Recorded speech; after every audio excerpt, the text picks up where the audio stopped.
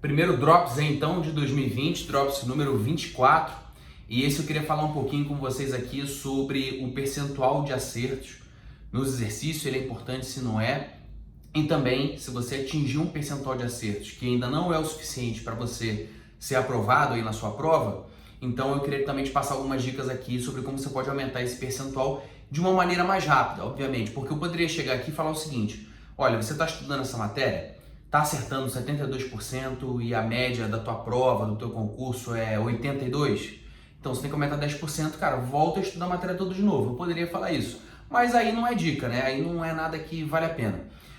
O que eu sempre tenho a falar aqui são coisas em tese que você pode poupar um pouco de tempo, coisas que eu não fiz muitas vezes e errei, e depois eu vi pessoas fazerem e tiveram mais sucesso em tempo mais curto.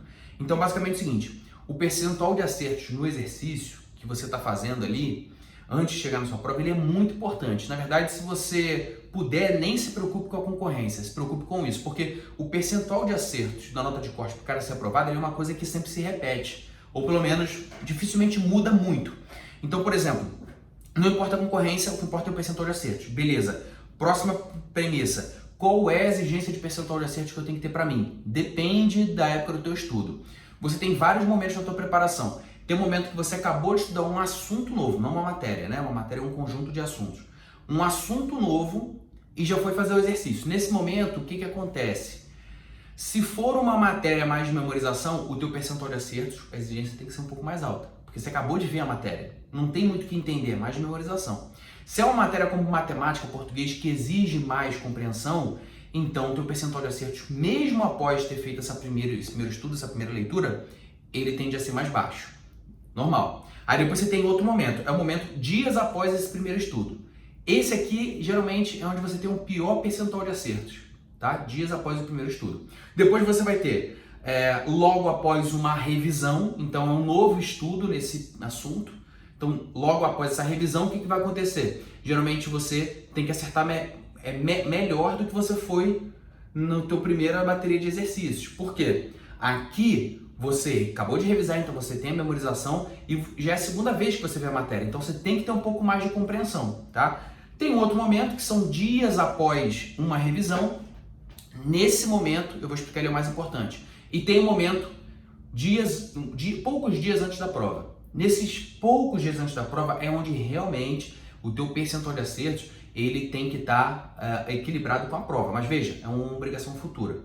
Nesses dias após uma revisão é onde você tem que estar levando em consideração esse percentual de acertos. Porque é o que de fato vai acontecer. Não tem como ir para a prova e revisar tudo que você tem que estudar para a prova no dia anterior ao dia da prova, porque é muito conteúdo. Então, geralmente, o que você faz? Você guarda os últimos 5 dias, uma semana, 10 dias antes da prova para fazer uma última revisão para valer e vai e faz a prova. Então, se você quer saber como é o seu desempenho dias após uma revisão, você tem que, ao longo do seu estudo, se preocupar com o percentual de acertos dias após uma revisão. Então, fez uma revisão hoje, faça assim, uma bateria de exercícios. Daqui a 5, 10 dias, pega uma bateria de exercícios de novo desse assunto para fazer, tá? E depois, vocês vão ter na cabeça de vocês um percentual de acertos em cada matéria. Ó, tô com 80%, mas eu tenho que chegar a 90%.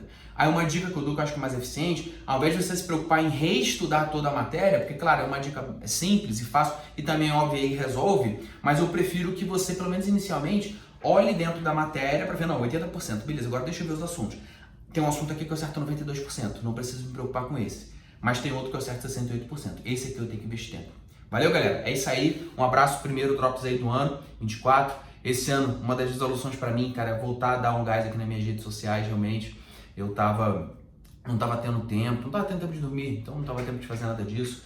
Agora eu já saí do meu cargo público para me dedicar só aqui à estratégia, tá beleza? Então vou estar aqui com vocês mais em 2020. Pode confiar. Qualquer dúvida, deixa nos comentários aí e a gente vai se falando. Um abraço.